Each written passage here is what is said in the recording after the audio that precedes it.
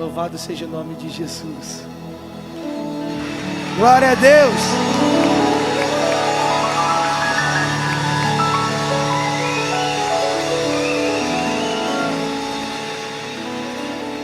Vocês podem voltar para os seus lugares.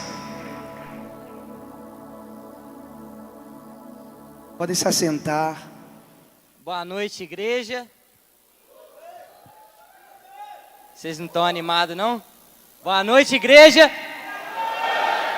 Então, para quem não me conhece, eu me chamo Mateus. Eu faço parte desse ministério maravilhoso que é o Revolução, liderado pelo nosso pastor Barreto. E hoje eu tive uma oportunidade, na verdade um desafio de estar aqui ministrando para os irmãos sobre os dízimos e as ofertas.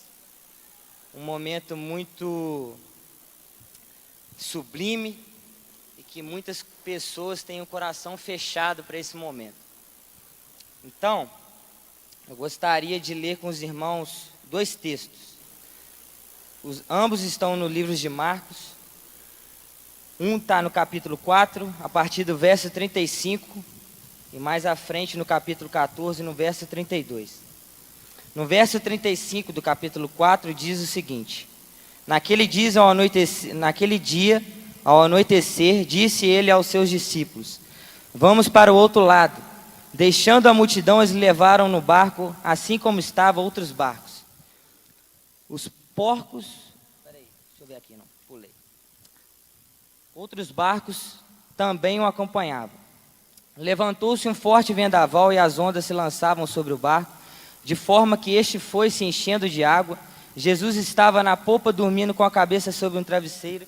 Os discípulos o acordaram e clamaram: Mestre, não te importas que morramos? Então ele se levantou, repreendeu o vento e disse ao mar: Aquieta-te, acalme-se. O vento se aquietou e fez-se completa bonança. Então perguntou aos seus discípulos: Por que vocês estão com tanto medo? Ainda não têm fé? E eles estavam apavorados e perguntavam uns aos outros: Quem é este que até o vento e o mar lhe obedecem? Agora vamos ler o capítulo 14 a partir do verso 32. Então foram a um lugar chamado Getsemane, e Jesus disse aos seus discípulos: Sentem-se aqui enquanto vou orar. Levou consigo Pedro, Tiago e João e começou a ficar aflito e angustiado.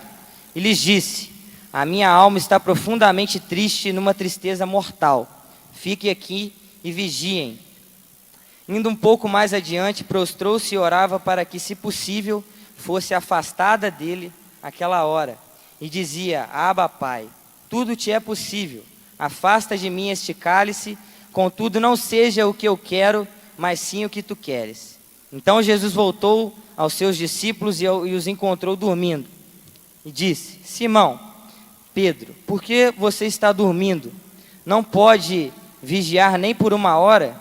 Vigiem e orem para que não caiam em tentação.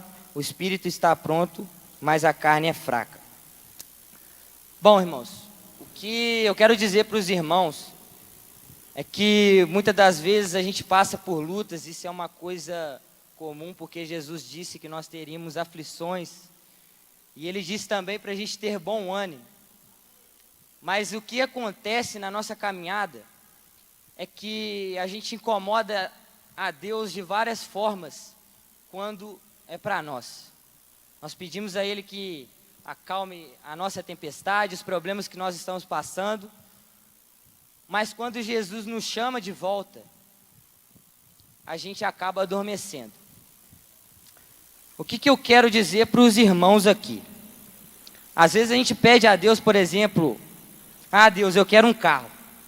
Deus vai lá, Ele sendo fiel, Ele dá o carro. Aí depois você adormece e não dá carona para o seu irmão que quer vir visitar a igreja. Você pede a Deus: Ah, Deus, eu quero uma casa.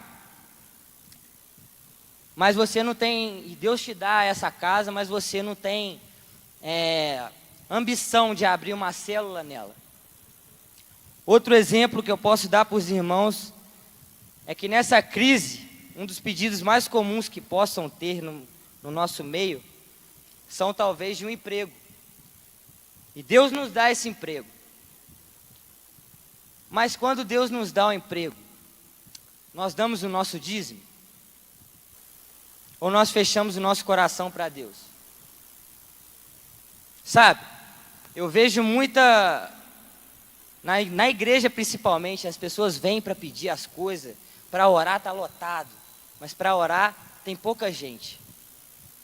Quando é para a gente sacrificar alguma coisa nossa, a gente simplesmente adormece, a gente não quer pagar o preço.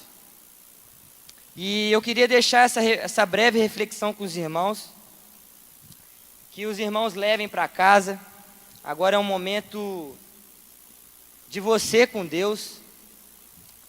Contribua segundo o seu coração, não com tristeza. Os vocacionados vão estar passando entre vocês aí com os folhetinhos para você que deseja dar a sua oferta. E também temos você que quer contribuir com a maquininha de cartão de crédito. Temos aqui, são duas, né, irmã? São duas? São duas moças, você levante uma de suas mãos e solicite a máquina e fique à vontade. Agora a gente vai estar ministrando um louvor, né? Nosso pastorzão Barreto.